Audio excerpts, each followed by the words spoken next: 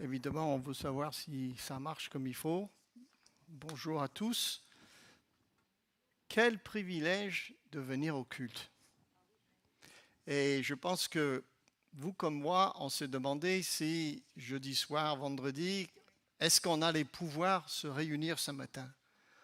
On voudrait souhaiter aussi la bienvenue par visioconférence, si on peut dire. Et c'est bien d'être ensemble. C'est un privilège, n'est-ce pas? Nous vivons une très grande incertitude ces jours-ci. Et même pour ajouter à cette incertitude que nous connaissons, il paraît que le jour le plus déprimant de l'année, on vient de le passer. Vous ne savez pas ça, hein?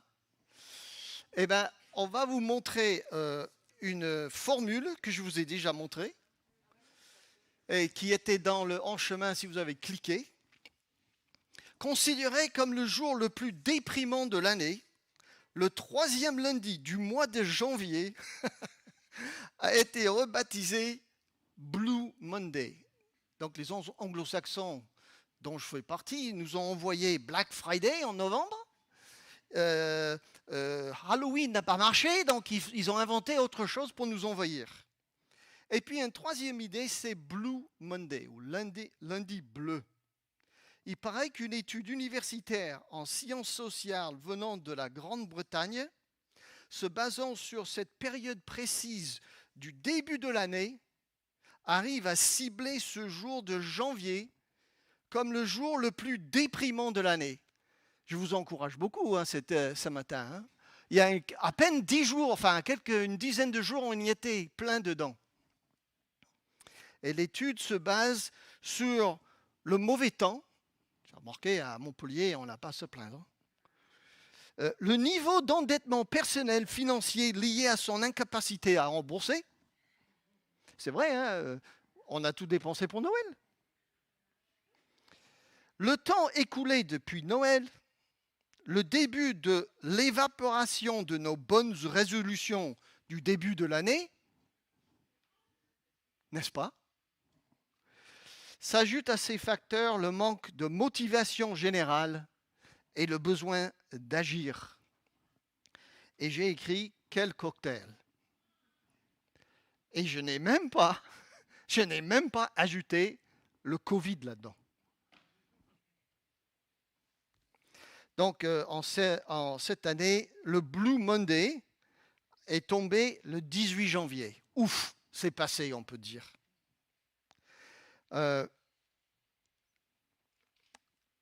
Il donne des suggestions pour aller mieux dans cette étude. Alors, je vais vous les donner pour ce que ça vaut. Donc, quelle solution pour cette probable déprime hivernale selon l'étude? Davantage de sommeil. C'est bien si on arrive à dormir.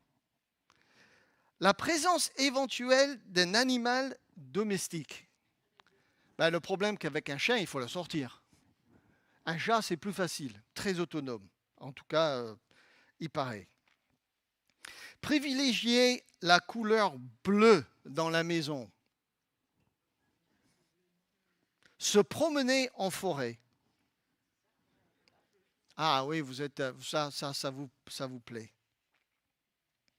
Et oui, on a déjà dit, c'est le 31 janvier, donc on a le droit de le dire, bonne année encore, meilleurs vœux. Alors que nous ne savons rien de ce qui va se passer en 2021. Remarquez, au 2020 on ne savait pas non plus. Et donc, moi je veux faire une méditation autour de cette ambiance où nous sommes appelés à vivre dans l'incertitude. Et je pense que ce thème m'intéresse parce que je crois profondément que le vrai chrétien vit avec une tension légitime. Et cette tension légitime consiste à vivre comme quelqu'un à qui Dieu a promis des choses. Comme quelqu'un à qui Dieu a donné son esprit. Il nous promet le ciel. Nous savons où nous allons et nous en sommes certains. Ce n'est pas de la prétention, puisque c'est un don de Dieu. Et puis, il y a le lundi matin où on se lève et l'incertitude de la vie, comme pour le non-croyant, commence.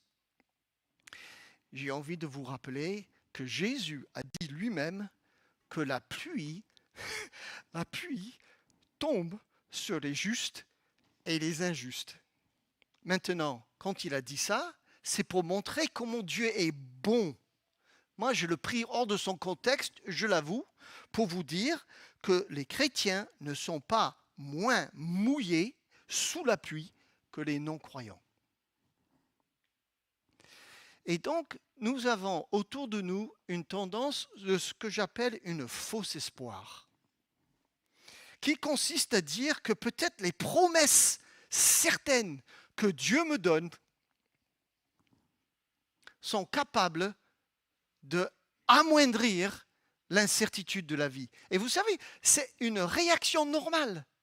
On veut tous que Dieu nous accompagne, qui nous protège, qui nous dirige, qui répond à notre prière. Mon constat, c'est que la vie est bien incertaine. Et lorsque je pense à depuis 18 mois, les amis engagés avec Dieu que j'ai perdus, bien plus jeunes que moi, comme je dis chaque jour, aujourd'hui, c'est un don de Dieu d'être là avec vous, n'est-ce pas? Le diapo, David a pu exprimer ce sentiment dans le psaume 39, 5 à 8, où il crie à Dieu, « Seigneur, fais-moi connaître ma faim. Quel est le nombre de mes jours? Je connaîtrai combien je suis fragile. Vois le peu de jours que tu m'accordes. Ma durée n'est rien devant toi. L'homme ici-bas n'est qu'un souffle. Il va, il vient. Il n'est qu'une image. Rien qu'un souffle, tous ces tracas. Il amasse. Mais qui recueillera? Et ce qui n'est pas sur la diapositive, c'est le verset 8. Dès lors, Seigneur, que puis-je attendre? Mon espérance est tout en toi. Et vous voyez que on est en tension. On est sûr de l'amour de Dieu. On est sûr de notre destinée vers le ciel. On est sûr qu'il nous a donné la vie éternelle par l'Esprit qu'il a donné le jour de notre salut. Mais dans ma lecture de Genèse récemment, j'ai été confronté de nouveau avec ces personnages, Abraham, Jacob et Joseph, qui ont tous vécu dans une très grande incertitude, malgré les promesses sûres et certaines que Dieu leur avait données. Vous voyez, la tension est là. Moi, je vois la tension chez Abraham, alors que Dieu lui a dit qu'il allait avoir un fils. Et quand vous lisez le texte, qu'est-ce que vous lisez? Vous lisez que cet homme a eu des conflits dans sa famille. Il était confronté à la famine. Dieu l'a amené à mener une vie d'errant. Il a été engagé dans une guerre pour sauver son neveu. Et parfois même, il a lui-même créé l'incertitude. 2 fois, il donne sa femme et l'incertitude de la promesse que Dieu lui a donnée est remise en question. D'abord en Égypte et puis chez Abimelech. Et puis la grande incertitude de la vie d'Abraham, c'est est-ce que vraiment le fils va arriver? Il y a une leçon que Abraham, je pense, a apprise au milieu de cette incertitude qu'on trouve dans le chapitre 22 de Genèse. Je ne vais pas le lire, je vous le raconte. C'est ce chapitre si unique où Dieu demande à Abraham de prendre son fils unique que tu aimes, et me l'amener sur la montagne pour le sacrifier. Vous connaissez le texte. Ils partent, ils ont un serviteur avec eux. À un moment donné, Abraham laisse le serviteur et il va aller plus loin pour accomplir, ne comprenant pas pourquoi lui a demandé ça. Il va accomplir quelque chose que seulement nous qui avons le Nouveau Testament et l'Esprit de Dieu, nous comprenons. C'est une image de cette substitution du Fils Jésus devant le Père. Et en chemin, Isaac demande à son père Abraham, « Père, voici le bois et le feu. Mais où est l'agneau? Où est l'agneau ?» Et la réponse d'Abraham, c'est mon fils, Dieu pourvoira lui-même à l'agneau pour l'Holocauste. Et Abraham a certainement, vous connaissez la fin de l'histoire, Dieu pourvoit un bouc pour remplacer certainement son fils. Maintenant, la première leçon que je pense qu'Abraham a compris ce jour-là, c'est qu'il a compris l'évangile.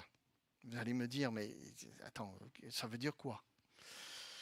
Je pense qu'Abraham a compris qu'il fallait qu'il y ait un sacrifice pour que lui, il reste dans la présence de Dieu.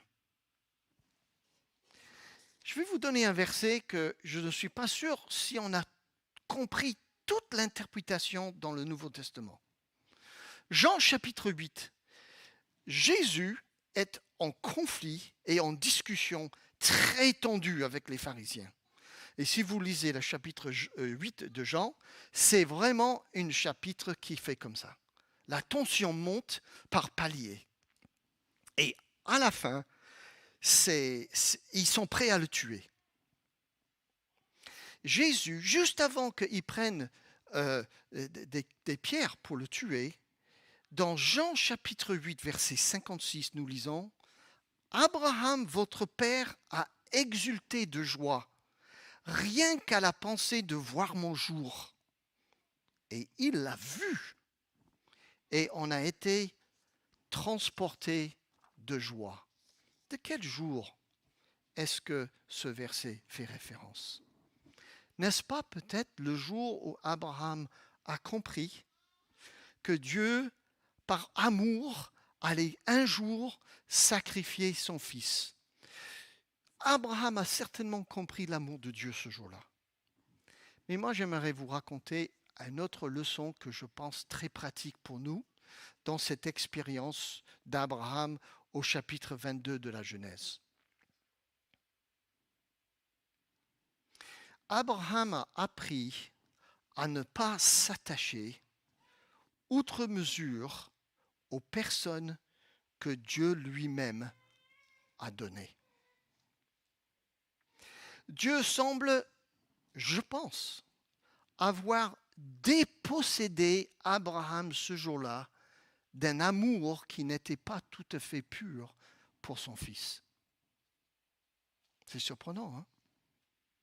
Un fils qui pouvait prendre, qui avait peut-être pris une place trop centrale dans la vie de ce père de notre foi. Dieu a dit à Abraham ce jour-là, Abraham lâche. Abraham est devenu pauvre en esprit dans cette expérience de crise. Il était libéré de posséder quoi que ce soit. Et j'aimerais vous lire un texte d'un livre qui m'a vraiment marqué de nouveau ces jours-ci. C'est un auteur que j'aime énormément. Je vous encourage à lire tout ce que vous pouvez trouver de A.W. Tozer. Un livre qui s'appelle « À la poursuite de Dieu ». J'ignore que si c'est en français. The Pursuit of God. Voilà ce que disait Tozer, et je l'ai mis pour que vous puissiez lire. Je pense que c'est assez grand. Je disais qu'Abraham ne possédait rien suite à cette expérience. Et pourtant, cet homme pauvre n'était-il pas fort riche? Tout ce qui lui appartenait avant existait encore pour son plaisir. Brebis, chameaux, cheptels et toutes sortes de choses. Il avait encore sa femme et ses amis. Et mieux encore, il avait son fils Isaac qui vivait en toute tranquillité à ses côtés. Il avait tout, mais il ne possédait rien. Et c'est ici le secret spirituel.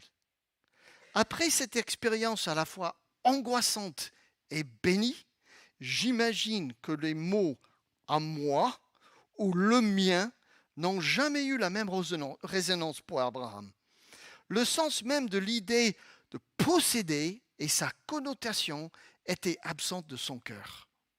Les choses avaient été bannies à jamais. Elles ont pris leur place à l'extérieur de sa personne. Le fond de son cœur en a été libéré. Le monde disait « Abraham est un homme riche ». Le vieux patriarche répondait avec juste un sourire. Il n'aurait pas été capable de le leur expliquer.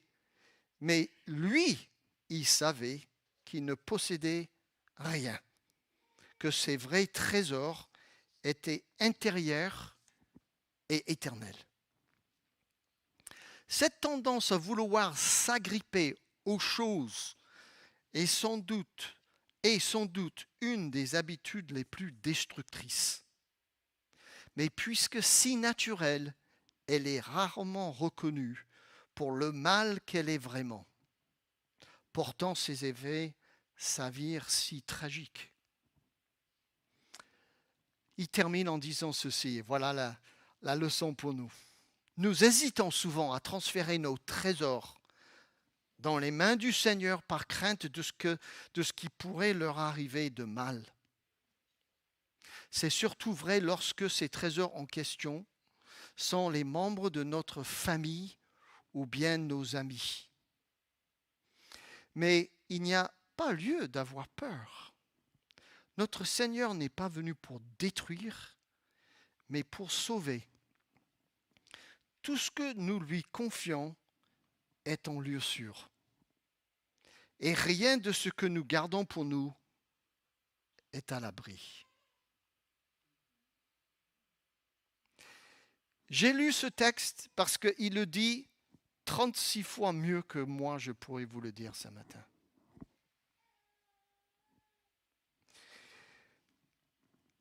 Moi, j'ai l'impression qu'une partie de ma vie chrétienne était comme un match de boxe. Moi, j'avais mes gants. Et en face, il y avait Dieu. Mais vous vous rendez compte de la taille de ces gants? Mais c'est même pas XXL. Et pourtant, les coups qu'il nous donne, c'est pour notre bien. Et je dois avouer que j'ai souvent lutté avec Dieu sur certaines choses et je pense que parfois c'est parce qu'il voulait que je lâche. Heureux les pauvres en esprit, car à eux est le royaume des cieux. Je pense que Dieu veut que nous connaissions la largeur et la longueur et la hauteur et la profondeur de l'amour du Christ. Et mon témoignage à vous ce matin, c'est dans le degré que j'ai connu cet amour, souvent, c'est parce que j'ai compris que Dieu voulait réorienter mes affections pour qu'ils soient au milieu, pour que je sois en phase et en face de lui. Et oui, nous vivons un chemin de croix comme disciples de Jésus. Ça vous parle? Vous avez des gants de boxe, vous? Je ne sais pas ce que vous avez. Peut-être vous utilisez autre chose. C'est une image, bien sûr. Je pourrais vous parler de Jacob longuement. Alors, l'incertitude dans la vie, il l'a vécu. D'ailleurs, tous les trois, ils ont quitté chez eux. Je ne dis pas qu'il faut quitter chez soi, hein, mais je pense qu'il faut quitter son zone de confort quand on va marcher avec Christ, n'est-ce pas? J'arrive à Joseph. Ma famille le sait bien. C'est le personnage dans la Bible qui me parle tellement. Alors, l'incertitude, c'est vraiment XXL. Est-ce que j'ai besoin de vous le rappeler? Il était vendu comme un esclave. Il a perdu son job. Il a été accusé d'une manière injuste d'avoir forcé Madame Potiphar à coucher avec lui. Évidemment, vous m'avez entendu un peu à ce sujet. Normalement, c'est les hommes qui sont coupables de ce genre de choses. Mais ici, c'est la femme. Ça équilibre un petit peu de temps en temps. Non, mais c'est vrai, on peut se demander où était M. Potiphar. Il y avait peut-être trop de travail. La Bible nous dit, dans Genèse 39, verset 6, que Joseph était beau. Et on n'est pas surpris que Madame Potiphar a regardé plus d'une fois à Joseph. Et mes sœurs, je suis sûr que vous aurez regardé plus d'une fois de toute façon. N'est-ce pas? Je continue la liste d'incertitudes. Il a connu donc la prison. Il a dû apprendre une langue étrangère. Quelle humiliation! Je peux vous en parler. Un jour, quand j'apprenais le français, je prêchais en région parisienne, c'était vraiment il y a 35 ans, et je parlais des Antillais de la Réunion. Et tout le monde commençait à rigoler, je ne comprenais pas pourquoi. Et on a dû m'expliquer après mon message que ce n'était pas tout à fait la même chose. Je peux vous en dire d'autres. Quelle humiliation de devoir apprendre une langue étrangère. Mais est-ce que vous n'avez pas remarqué dans le texte que Joseph, ses frères se présentent devant lui, il leur parle en égyptien au point qu'ils ne savent même pas qui il est. Il était bon élève. Et puis, il était déçu et oublié par ses soi-disant amis. Et Chanson, le boulanger, le texte dit, ils ont oublié Joseph en prison.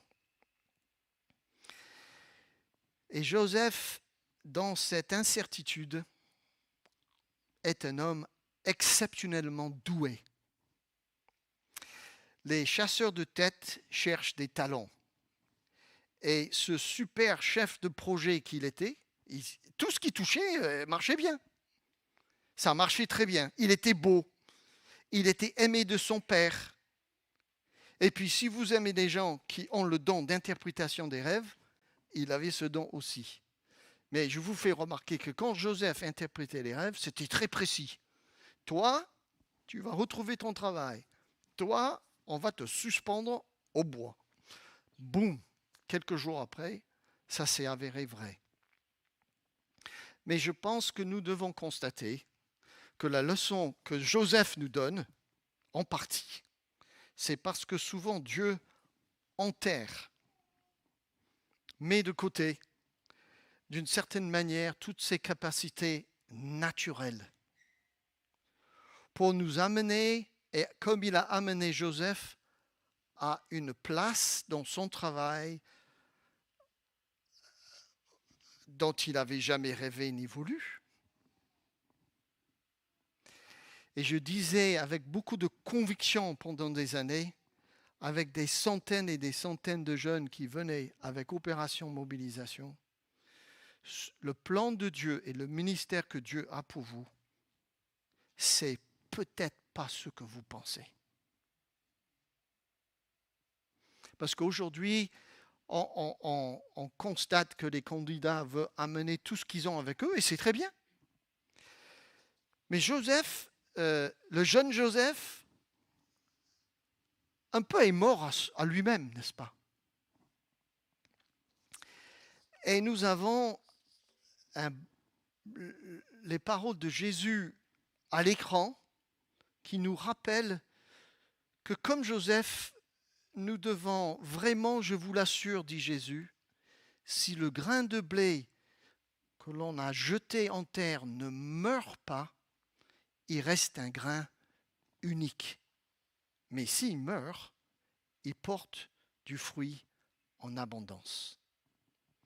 Celui qui s'attache à sa propre vie la perdra, mais celui qui fait peu de cas de sa vie, en ce monde la gardera pour la vie éternelle. Si quelqu'un veut être à mon service, qu'il me suive. Là où je serai, mon serviteur y sera aussi. Et si quelqu'un est à mon service, le Père lui fera honneur.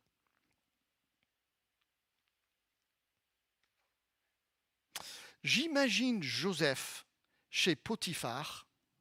Alors, il a déjà été vendu comme esclave, il est en train d'apprendre une autre langue, il a été arraché à sa famille. J'imagine Joseph chez Potiphar, où il a une place, j'allais dire, tranquille, dire au Seigneur, Seigneur, ça suffit. Arrête, s'il te plaît. Moi, je ne peux plus assumer ce qui m'est arrivé. Eh bien non, le plan n'était pas fini. Dieu n'était pas fini avec Joseph. Et je crois que je peux vous dire ce matin que dans notre pèlerinage spirituel, le Seigneur n'est pas terminé avec les aventures et des difficultés et des incertitudes qu'il veut utiliser dans notre vie. Et nous devons les gérer entre ces promesses qu'il nous donne et la grande incertitude de qu'est-ce qui va se passer dans les mois qui viennent. On ne sait même pas. Et pour terminer, je voudrais vous rappeler la leçon qui sort de ce jeune homme qui a accepté de mourir à lui-même. La leçon que nous devons constater dans les pages qui traversent Genèse 37 jusqu'à Genèse 50, 13 chapitres. Il y en a un chapitre qui concerne quelqu'un d'autre. C'est que dans l'incertitude, Joseph est pour nous un exemple de quelqu'un qui savait pardonner.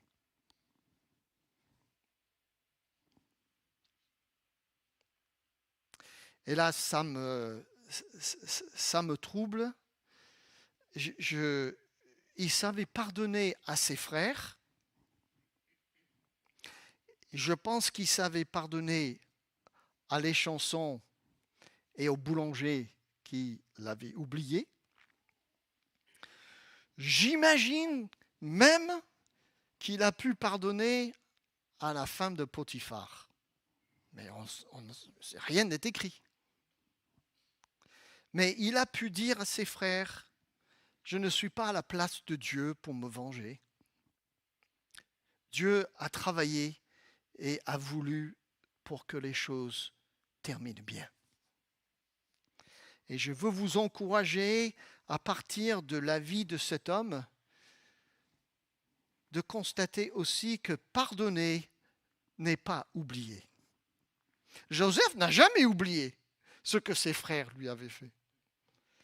Et je crois même que Jésus, avec les marques de la croix qu'il a montrées à Thomas, après sa mort, il a demandé à Thomas de mettre ses mains dans ses mains et ses plaies. Parce que Jésus n'a jamais oublié ce qu'on lui a fait. Mes amis, nous vivons des journées, des jours de grande incertitude. Nous ne savons pas, malgré la fidélité de Dieu qui nous amène vers la maison de l'Éternel, nous avons peut-être à réfléchir sur la grande valeur de devenir pauvre en esprit, de lâcher peut-être ce que nous n'avons pas encore lâché, et de rappeler que le Seigneur nous appelle à expérimenter son pardon et de pardonner les uns et les autres autour de nous. Est-ce que je peux vous appeler à un moment juste de prière silencieuse?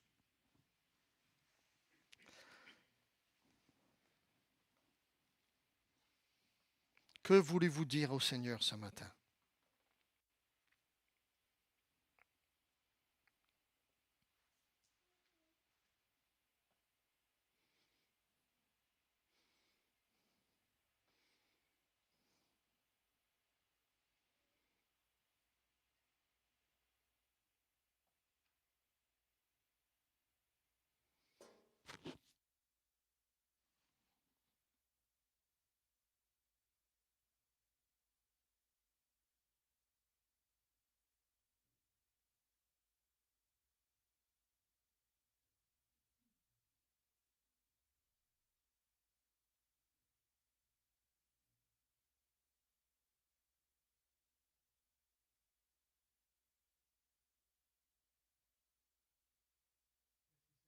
Est-ce que nous pouvons te louer comme le Dieu fidèle?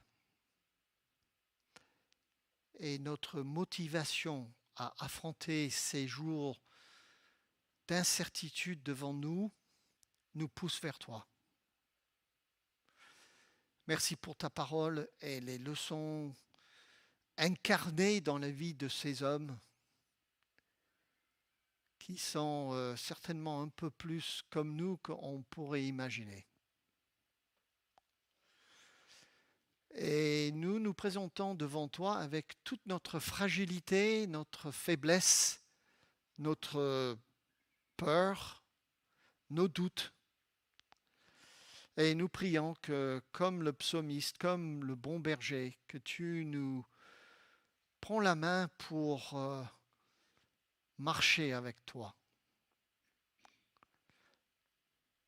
Merci pour ce don incomparable de connaître Jésus-Christ comme Seigneur et Sauveur.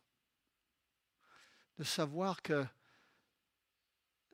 notre destinée est dans ses mains. Tu es unique. Merci de ce que tu es un Père éternel qui nous aime plus qu'on ne pourrait imaginer. Merci pour la croix qui nous rappelle combien tu nous aimes. Nous voulons te suivre. Aide-nous à le faire dans les jours qui viennent pour ta gloire. Au nom de Jésus. Amen.